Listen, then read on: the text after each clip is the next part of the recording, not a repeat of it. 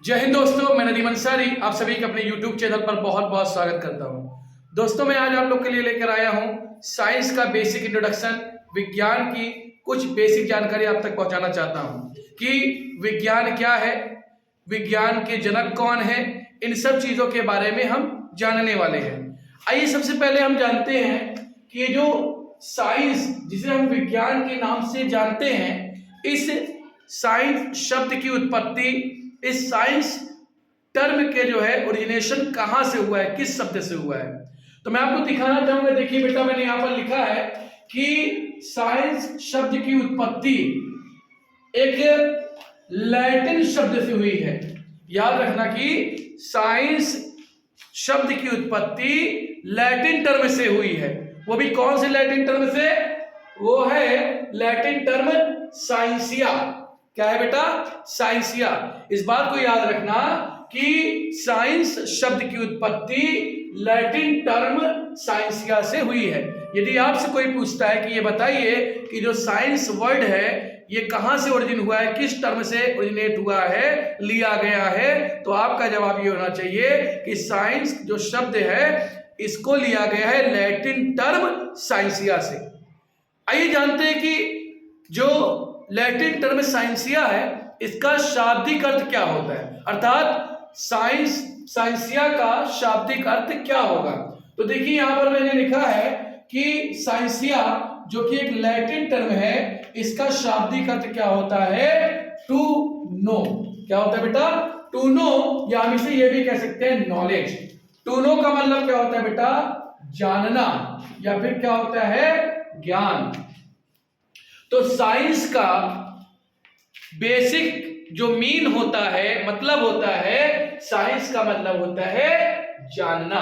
इतना याद रखिएगा कि साइंस का मतलब क्या होता है? जानना, ज्ञान प्राप्त करना, जानकारी लेना। किसकी जानकारी लेना? नेचर में उपस्थित विभिन्न चीजों का ज्ञान लेना। ठीक, आइए अगर हम इसको थोड़ा सा डिफाइन करेंगे तो किस तरीके से इसको डिफाइन कर सकते हैं। तो देखिए लिखा है मैंने, साइंस क्या है, परिभाषा मैंने लिखी है कि किसी भी वस्तु के बारे में जानना साइंस या विज्ञान कहलाता है। सर किसी भी चीज के बारे में जान ले वो साइंस होगा?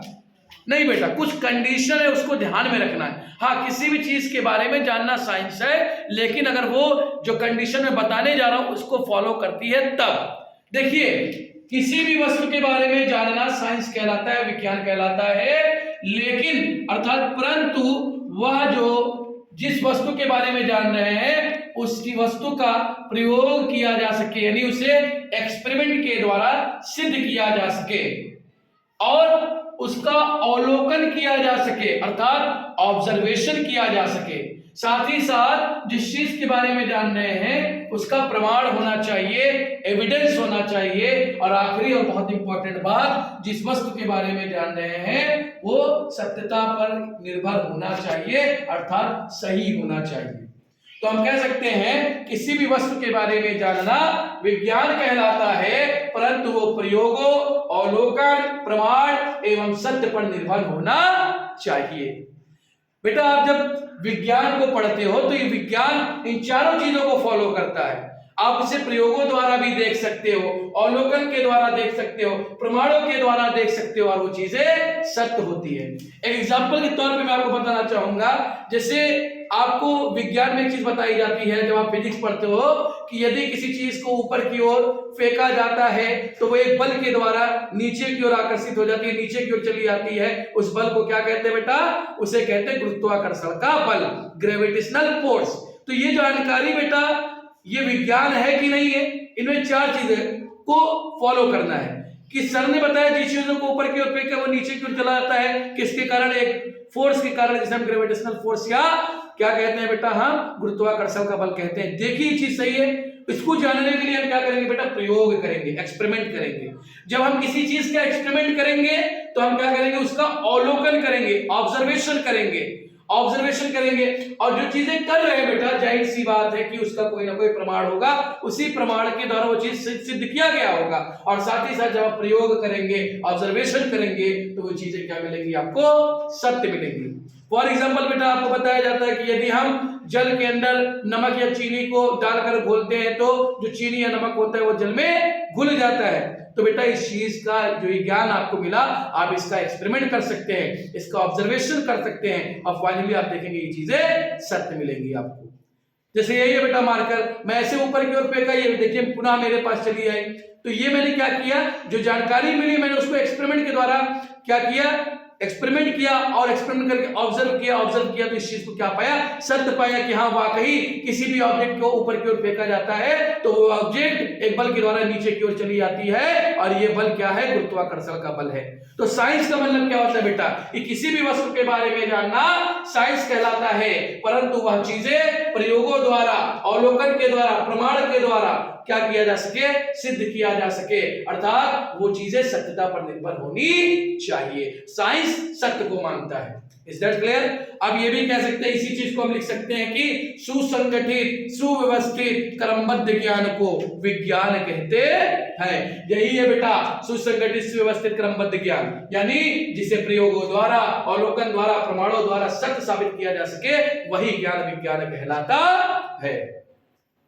बेटा आगे अगर हम बात करें कि विज्ञान के जनक कौन है, तो अगर बेटा हम जो है बात करें विज्ञान के जनक की, तो जो हमारे जो हमारे प्राचीन या जो सबसे हमारे बेटा ओल्डेस्ट जिसे विज्ञान का जनक माना जाता है, वो माना जाता है अरस्तु को। इसको माना जाता है बेटा अरस्तु को सबसे चिर यानी सबसे एंशियंट जो फादर माना जाता है, वो अरस्तु को माना जाता है कि यही विज्ञान के जनक है। लेकिन बेटा आपको ये भी बता दें कि अगर आधुनिक विज्ञान के जनक की बात करें कि बताइए आधुनिक विज्ञान का जनक कौन है, तो गैलीली को जो है आधुनिक विज्ञान का जनक माना जाता है। मॉडर्न साइंस का फादर गैलीली को माना जाता है। अगर हम बात करें बेटा कि अगर भारतीय विज्ञान के जनक की बात करें, अगर यदि आपसे कोई पूछे बताइए कि भारतीय विज्ञान का जनक किसे माना जाता है, भारतीय विज्ञान का जनक जगदीश चंद्र बोस जी को माना जाता है। इस बात को याद रखना बेटा, इस साइंस शब्द की उत्पत्ति लैटिन शब्द साइंसिया से हुई है। साइंसिया का शाब्दिक अर्थ टू नो यानी जानना होता है। किसी भी वस्तु के बारे में जान लीजिए, वो विज्ञान कहलाएगा। परंतु जिस चीज के बारे में जान रहे हो वो उसका प्रयोग किया जा सके, प्रयोगों द्वारा उसे सिद्ध किया जा सके, उसका अवलोकन किया जा सके, उसका प्रमाण होना चाहिए और वो चीजें सत्य होनी चाहिए। That is we can say that to know about anything is called as science, but that is depend upon the experiment, observation, evidence and truth. I hope आपको समझ में आया होगा बेटा। आइए आगे की बात करते हैं। पॉज करो।